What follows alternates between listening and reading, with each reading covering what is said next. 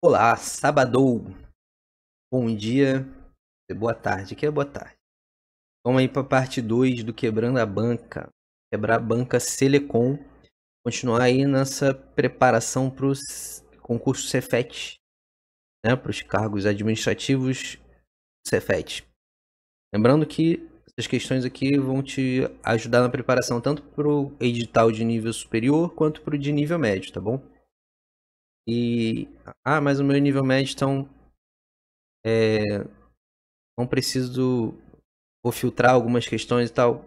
Não recomendo, porque não costuma variar tanto o nível de aprofundamento da questão. É mais o tópico que você, aí sim vale a pena você filtrar. Mas acho que a principal diferença entre o edital na parte de RLM, né? Entre o edital do nível superior, os cargos de nível superior e de nível médio, é que no de nível superior cobra juros simples e juros compostos no edital, tá? Então, se você vai fazer de nível médio, você pode pular, eventualmente, quando aparecer. Nesse vídeo não vai aparecer, mas se aparecer, questões de nível de juros simples e juros compostos, tá? Então é isso. Lembrando, isso é um vídeo no YouTube, então você pode acelerar se você estiver achando lento, alterar a velocidade do vídeo.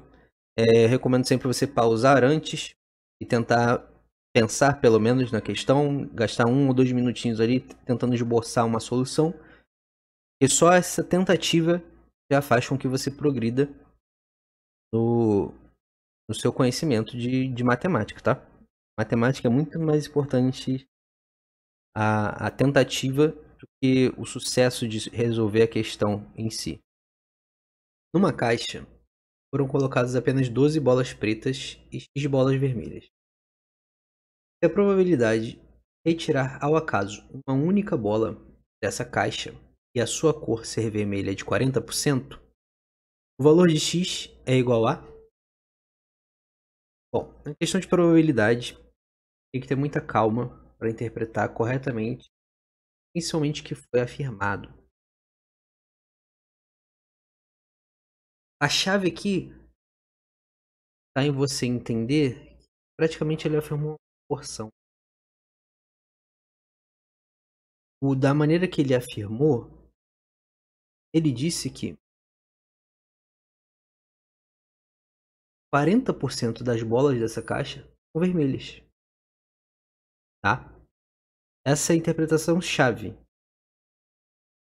Se a probabilidade de retirar ao acaso uma única bola dessa caixa e sua cor ser vermelha é de 40%, o valor de X é igual a... Pensa num exemplo mais... Vamos esquecer isso aqui um pouco. Vou botar uma caixa de 3 bolas, onde tem 2 bolas pretas e uma vermelha. Qual a probabilidade de eu ir lá retirar ao acaso uma única bola vermelha? É uma bola e essa bola ser vermelha. Você vai me falar? Bom, é 1 em 3. É 1/3. Dá mais ou menos 33,3. Isso aqui dá dízima. Por cento. Né? Então a ideia aqui é a mesma. Só que eu desconheço o número de bolas vermelhas. Só que eu sei que se eu pegar ao acaso uma bola, a probabilidade dela ser vermelha é de 40%. Então, já que 40% das bolas são vermelhas, isso implica que 60% delas são pretas. 60% são pretas. E quantas são as pretas? 12. 12 bolas.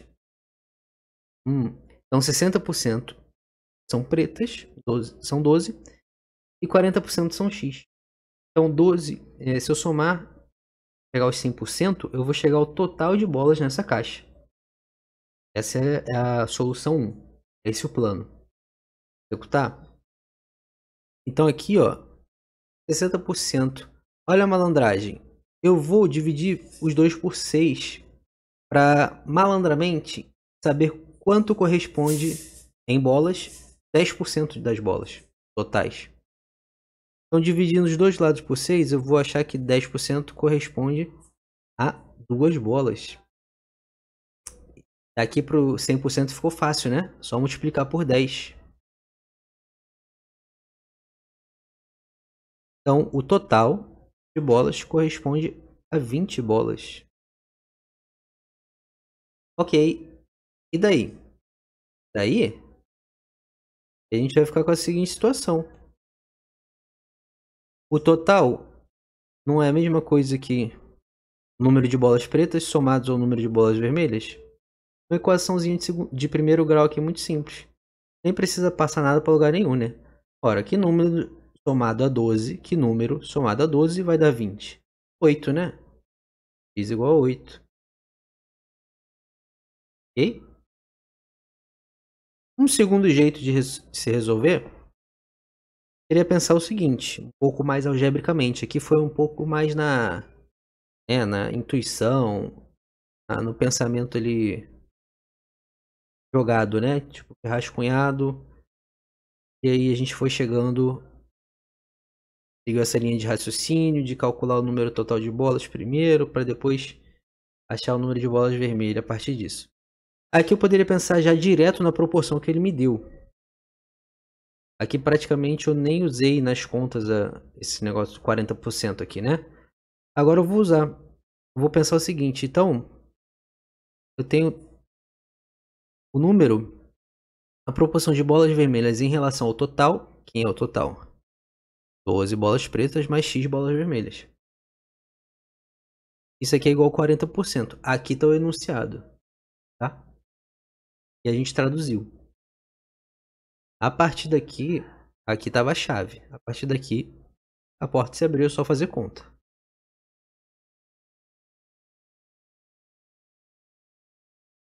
40% é igual a 40 sobre 100. Qualquer coisa por cento é qualquer coisa sobre 100. Bom? Porcentagem é isso. Então vamos multiplicar, passar esse aqui multiplicando para lá. A gente vai ficar com isso aqui, ó.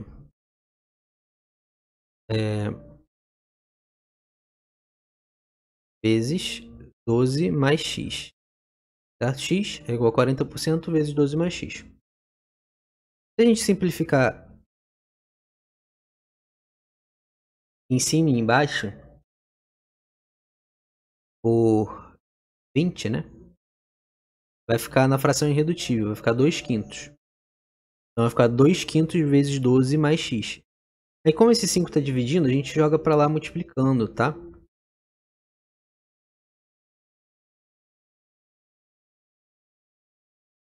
Nossa, que seta feia.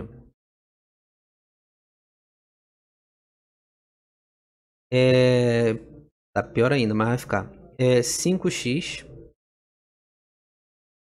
E aqui, ó, 2 faz o chuveirinho, né? 12 vezes 12. 2 vezes 12. 4. E 2 vezes x. 2x. Vou tirar 2x dos dois lados. Certo? Aí aqui fica 3x e aqui zero, esse daqui, né? 3x igual a 24. E dividindo os dois lados por 3, eu vou ficar com x igual a 8. Beleza? Deu a mesma resposta. Que bom, né? Então, esses eram pelo menos os dois caminhos, as duas ideias que você poderia usar para resolver esse problema. Bom, gabarito letra C. Vamos lá. Durante a realização de uma prova, um professor permitiu que seus alunos consultassem os livros Y.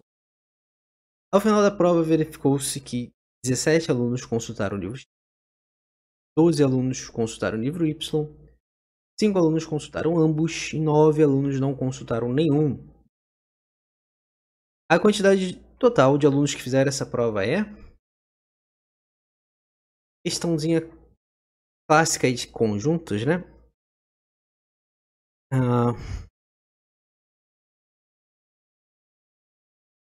Dá para resolver só com um pouquinho de pensamento.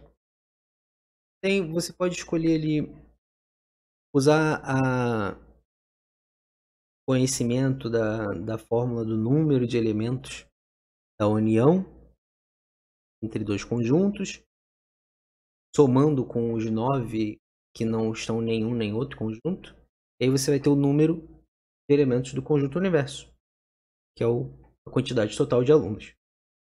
Tá? Ou você pode desenvolver pelo diagrama de Venn.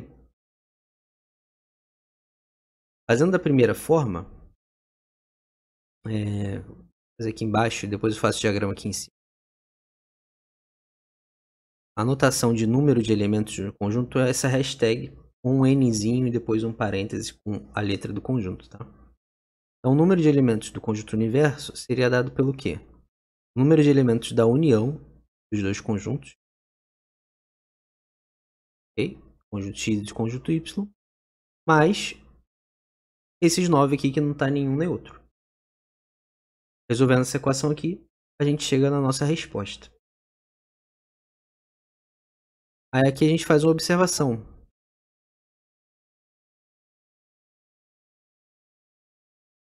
Vou fazer aqui do lado. Quem é esse número de elementos ali? De X união com Y. É simples. É o número de elementos do conjunto X mais o número de elementos do conjunto Y menos a interseção entre eles. Menos o número de elementos da interseção entre eles. Tá. A câmera não tá tapando. Ok? Ficou cheio de hashtagzinho aqui, ficou um pouco sujo, né? Mas é só pra ganhar esse repertório aí, né? De entender essa notação aqui. Então,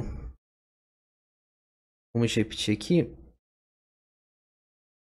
O número de elementos da união de x e y vai ficar 17 mais 12 menos 5.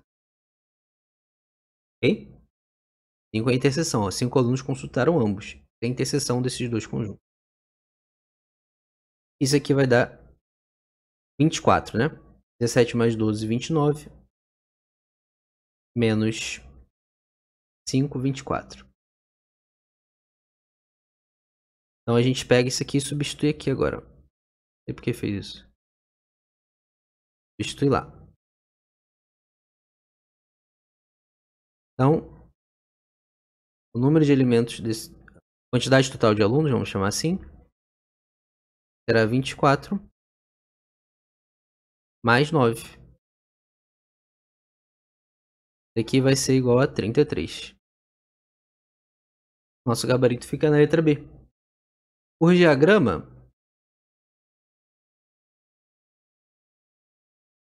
a gente teria algo mais ou menos assim. Aqui o conjunto X, aqui o conjunto Y.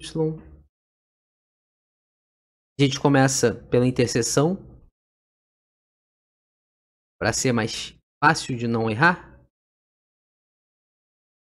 E aí agora, ó, aqui que entra o não conte duas vezes. Aqui que entra o principal cuidado nessas questões de contagem, não contar duas vezes. Aqui o X, eu tenho 17 elementos dentro desse conjunto, mas já considerei 5 aqui da interseção. Então, se eu colocar 17 aqui na lata, eu vou ter contado duas vezes esse 5. Entende? Aí daí que viria o erro. Porque aí seria, eu boto 17. Ah, então no conjunto X tem 17 mais 5 elementos? 22? Não. Ele afirmou que tinha 17 somente. Então eu tenho que descontar o 5. 17 menos 5 dá 12. Mesma ideia para o Y. Y tem 12 elementos no total. Já contei 5 da interseção. Então aqui fica 12 menos 5. 7. E aqui fora tem os 9, que não está nenhum nem outro. Então agora acabou. Somando 12 mais 5 mais 7 mais 9. A partir desse diagrama, eu também vou chegar no 33. Tá bom? E para você ficou claro isso aqui, do não conte duas vezes, ótimo. Agora vamos tentar martelar mais nessa ideia para solidificar ela, né? Deixar ela dominada.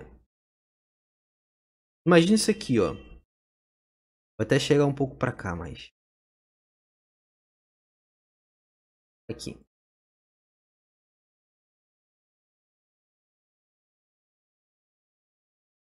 Imagina que... Aqui tem 17, tá? Para representar o conjunto X. A mesma situação do exercício. Vamos deixar isso aqui. Ó.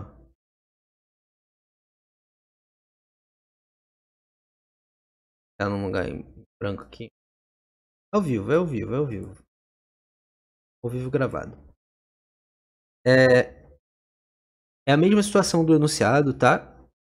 Aqui imagina que eu chamei a galera, pedi para ela se apresentar. Aqui, imagina na sua sala, na frente da sala, assim, vem pra cá quem usou o livro X, quem consultou o livro X. Aí vem 17, os 17 alunos consultaram o livro X. Aí tu fala, beleza. Agora eu quero ir na frente quem consultou o livro Y. Lembrando que 5 haviam consultado os 2. Mas aqui nesse exercício que a gente está fazendo, eu chamei primeiro os que consultaram o livro X. Aí vão ficar aqui somente 5 desses 17 primeiros que vieram. Vou apagar aqui, ó, 15. E vão ficar aqui 5. E 5 são esses? Os que também consultaram Y. E aí vão chegar depois só os outros 7. Porque Y tinha sido consultado por 12 alunos. Ok? Então perceba que esses 5 nem se moveram. Então na hora que eu contar o número total de alunos, eu tenho que ter em mente esse cuidado e descontar essa galera para eu não contar ela 2 vezes. E aí eu fiz lá a contagem antes. Tá, quem usou o livro X foram 17. Aí agora eu venho aqui e conto isso de novo, que usaram o livro Y, e vou contar 12. Eu vou estar contando os 5 novamente. Então esse é o cuidado. Não conte 2 vezes. Fique com isso na mente. As páginas de um livro foram numeradas sequencialmente de 1 a 435. A quantidade de algarismos usados em toda a numeração é igual a... E aí? Então, de mais e de menos, hein?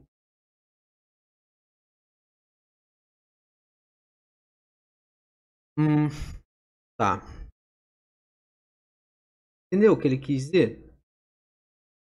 Pegou um livro e viu que as páginas dele foram numeradas de 1 a 435, sequencialmente, né?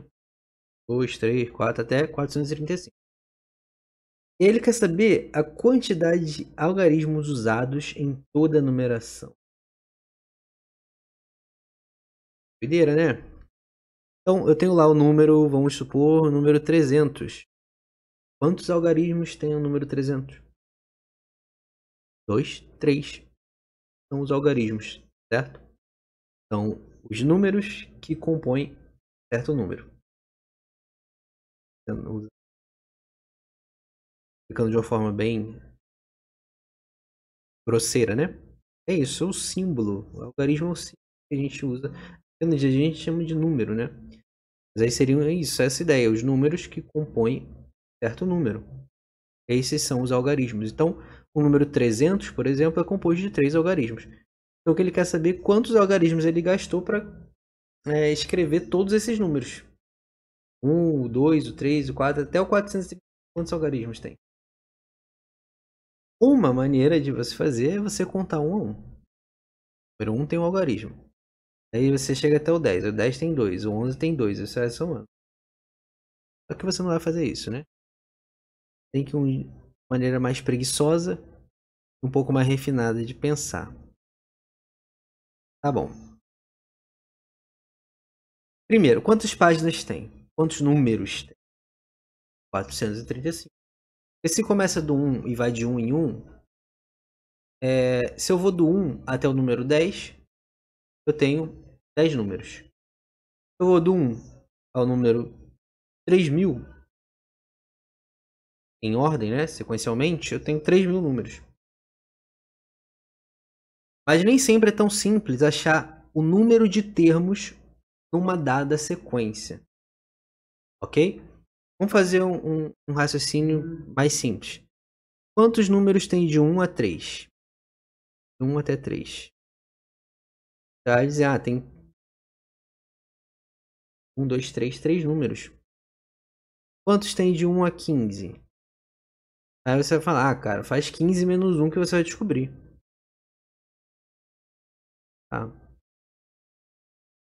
Você pega o número final menos o inicial e aí você encontra a resposta, né? Vamos aplicar isso aqui. 3 menos 1 igual a 2. Ué.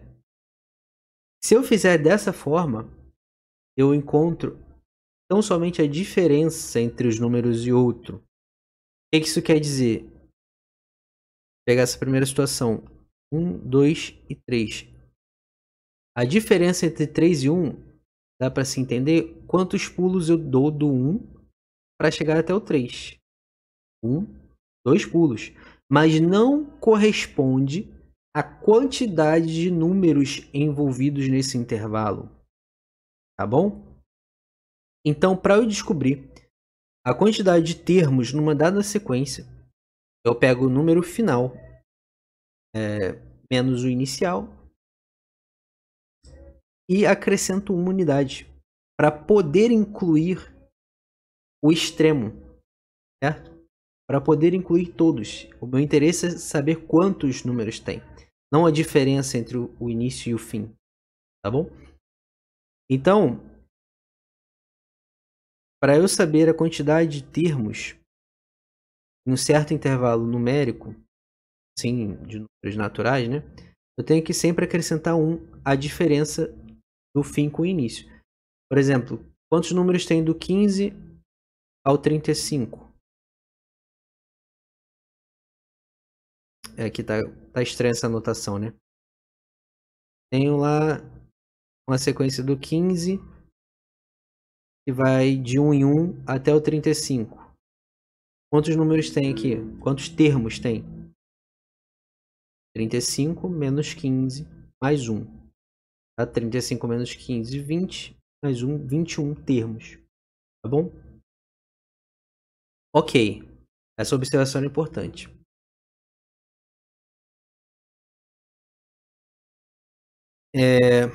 Vou organizar.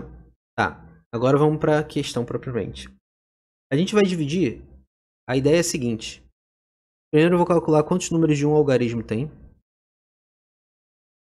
Um algarismo.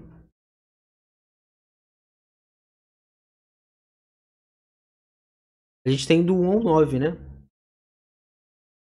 Temos do 1 até o 9. Tá? Para não confundir com o sinal de menos. Nesse intervalo tem quantos números? Tem 9, né? Se eu comecei do 1 é mais simples. Do 1, 2, 3 até tem 9 números. 9 números. Ok. Agora vamos analisar os dois algarismos.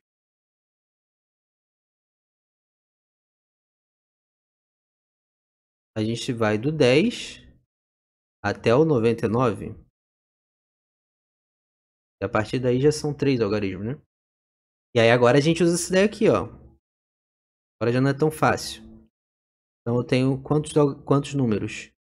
Tenho 99 menos 10 mais 1 números.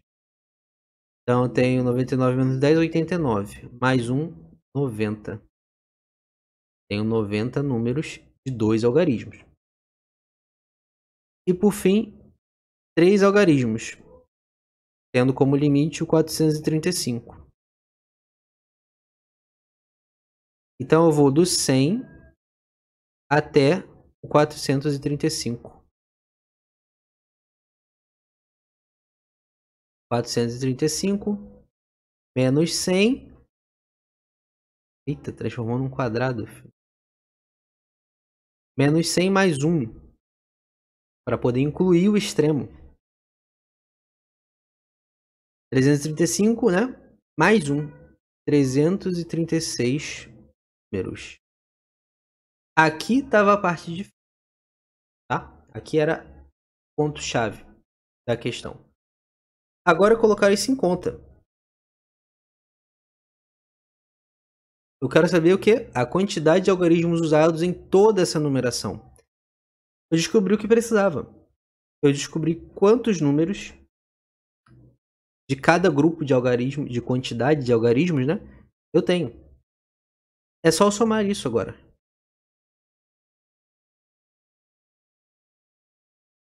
Então eu tenho 9 números de um algarismo, mais 90 números de 2 algarismos, mais 336 números de 3 algarismos. Ok? Essa aqui é a conta final que a gente tem que fazer para achar a nossa resposta. Que já está aqui, né? A colinha. Fazendo essa soma, né? Primeiro você resolve as multiplicações, depois você faz as somas. Você vai chegar em 1197 algarismos.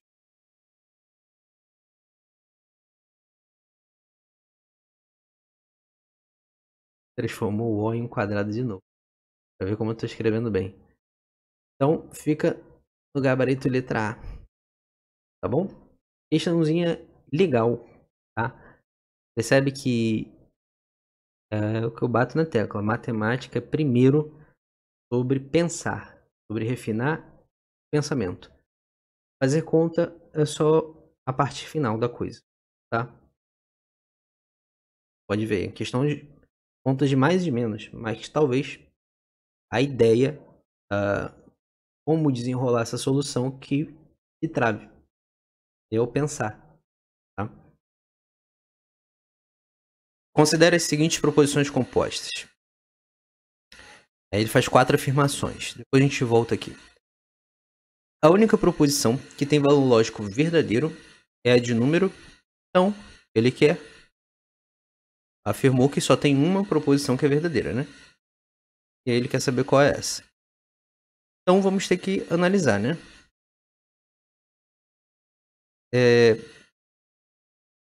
Vamos lá, a primeira.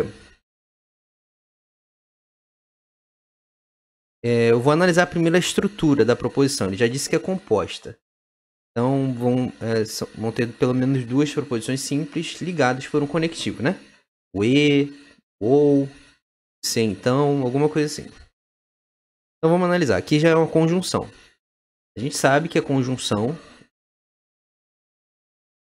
o conectivo da conjunção, só é verdadeiro quando se são 2, né, proposições, quando P e Q são verdadeiras. Só nesse caso. O restante ela é falso. Então as duas têm que ser verdadeiras ao mesmo tempo. Conjunção da ideia de simultaneidade. Então eu afirmo o seguinte. Você tá com uma camiseta, tá vestindo uma camiseta e ela é azul. Perceba que isso só vai ser verdade se as duas coisas forem verdades ao mesmo tempo. Então, é um bom jeito de se entender intuitivamente a conjunção na lógica proposicional. Isso vai ajudar você a entender casos de análise combinatória, probabilidade e até de conjuntos. Essa ideia de simultaneidade no conectivo E. Tá? Então, nessa afirmação que eu fiz, você está de camiseta e ela é azul, basta que você negue uma delas. Tá, eu estou de camiseta, mas ela não é azul. Então a minha afirmação já é falsa. Certo? A partir daí. Então preciso que as duas sejam verdade. Então aqui já de cara a gente vê que não é, né? Porque aqui 6 mais 8 não é 15. E 10 não é maior que 12.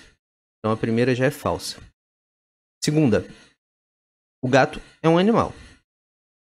Ou 5 é um número par. O gato é um animal. Então isso aqui é verdadeiro. 5 não é um número par, então isso aqui é falso. Mas na disjunção, basta que uma seja verdadeira. Aí pode ser qualquer uma. A disjunção é mais fácil gravar quando ela é falsa. Só vai ser falsa quando as duas forem falsas. Em todos os outros casos, ela será verdadeira. Então, nesse caso aqui, a gente tem um V ou F. Então, isso aqui tudo é verdadeiro. Tá? P ou Q é verdadeiro nesse caso aqui. Então, aqui acabou. A única proposição que tem valor lógico de verdadeiro é a de número 2. Eu nem precisaria continuar, porque só pode ter uma. Se tiver mais que uma certa aqui, então questão anulada, né? Mas, por razões de estudo, vamos continuar. Banana é uma fruta e 7 menor que 4. De novo, ó, conectivo E. Os dois tem que ser verdadeiro para ser verdadeiro. Banana é fruta, sim. Só que o 7 não é menor que 4. Então toda essa proposição é falsa. O Brasil fica na Europa, ou 3 vezes 4 é 15. O Brasil nem fica na Europa e nem 3 vezes 4 é 15.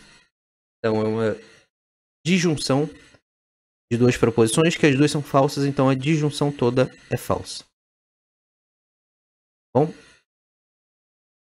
Mais uma aí de lógica para treinar a tabela verdade, hein? Talvez eu já botei a colinha aqui embaixo. Isso aqui tem que saber montar, tá? Essa aqui, ó. Só faltaria aqui para ficar mais bonitinho acrescentar as negações de P e Q, né? Mas aí você tem que praticar. Tem que ir pra prova sabendo isso aqui. Tem que praticar, tá? Montar essa tabelinha verdade. Pelo menos de duas proposições. Acho que mais que duas proposições é muito raro de cair. E normalmente a tabelinha com duas proposições já te resolve todos os seus problemas. Então aqui, ó, conjunção, tabela verdade da conjunção, da disjunção e da implicação, né, da condicional. Teria aqui para fechar as 4 principais, né, da equivalência, da bicondicional, vai e volta. Mas essa aqui já é o suficiente. Vamos lá. Considere as 3 proposições abaixo. E o que ele quer? O número de proposições que possui valor lógico verdade é igual a... Então, tem um certo número, tem 3 proposições. E eu quero saber quantas delas são verdadeiras. É isso. Então, vamos lá. Proposição aqui, a estrutura dela é da conjunção. Certo? Conectivo E. Então, para isso ser verdadeiro, as duas proposições simples têm que ser verdadeiras. Vamos lá. 2 mais 7 igual a 9. Verdadeiro. 4 mais 8 igual a 12. Verdadeiro. Então, essa proposição é verdadeira. Tá bom?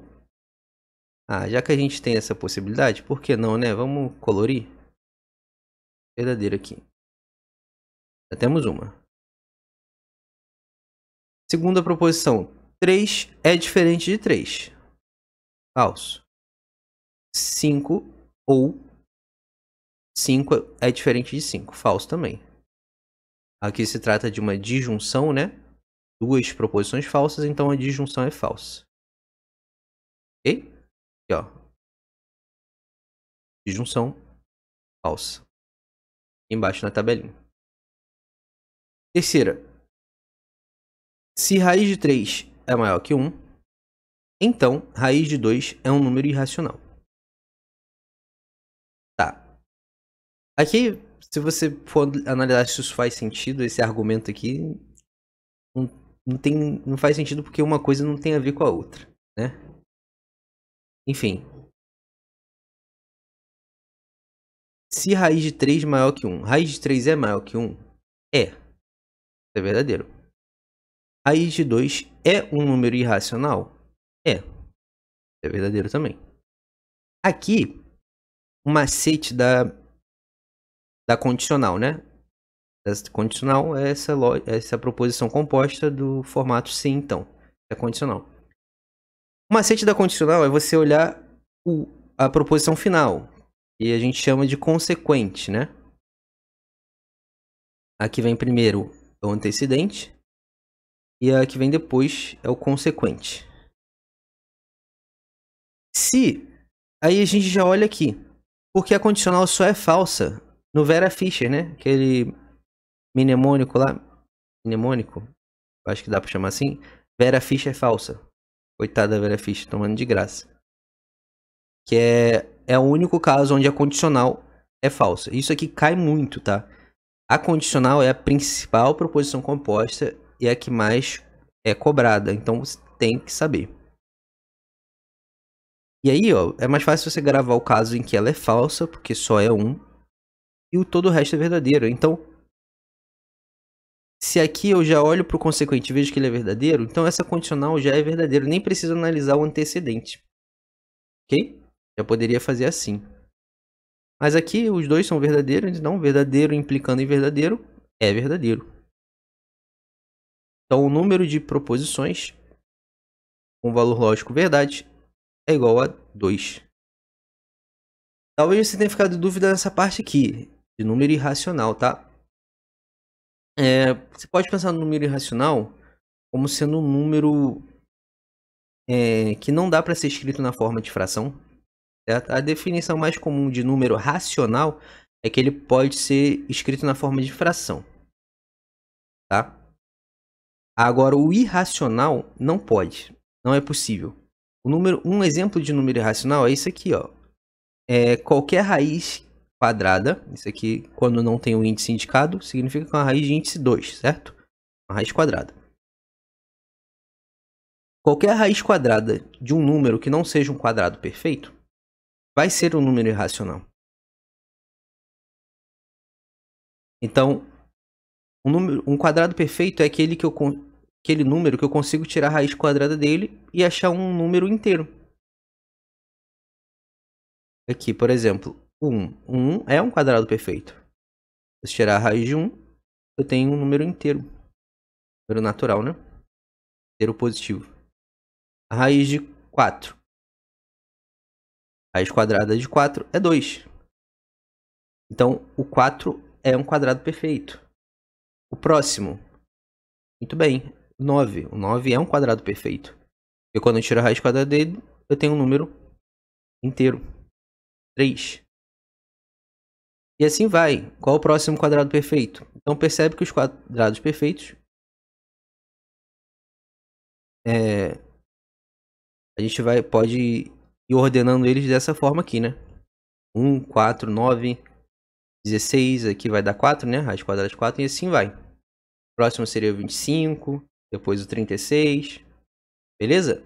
E aí, qualquer raiz quadrada de um número que não seja quadrado perfeito é um número irracional. Já pode guardar isso. Então, a gente pensa aqui, raiz quadrada de 1, bota aqui a raiz quadrada de 3. A raiz quadrada de 3 é maior que a raiz quadrada de 1, só que é menor que a raiz quadrada de 4. Beleza? Isso aqui é bem intuitivo, né? Então, a raiz quadrada de 3 está entre algo maior que raiz quadrada de 1 e algo menor que raiz quadrada de 4. E quanto é que vale a raiz quadrada de 1? 1. E a raiz quadrada de 4? 2. Então, por dedução, eu sei que a raiz quadrada de 3 vale mais do que 1 e vale menos do que 2. É algo entre 1 e 2. E aí, a cara de um número irracional é essa, um número decimal. Isso aqui vai dar, se está entre 1 e 2, vai dar 1, alguma coisa. E esse alguma coisa, depois da vírgula, ele é uma dízima, ou seja, ele vai se estende até o infinito, só que ele não é uma dízima periódica. Ou seja, ele não segue um padrão depois da vírgula. Imagina, 1,3257. 3257, 3257. Isso seria uma dízima periódica. O período seria o 3257. Aí tem uma repetição, um padrão. Um número irracional ele não vai ter um padrão. Você vai calcular infinitamente ali e nunca vai se repetir um padrão dessas casas decimais que vão se acrescentando. Isso é um número irracional. Bom, então ali, ó, raiz de 3 é maior que 1. Pode descobrir isso aqui. E sim, raiz de 2 é um número irracional. E isso aqui era algo que tinha que saber, né? A definição. Essa definição por meio da raiz quadrada. Tá bom?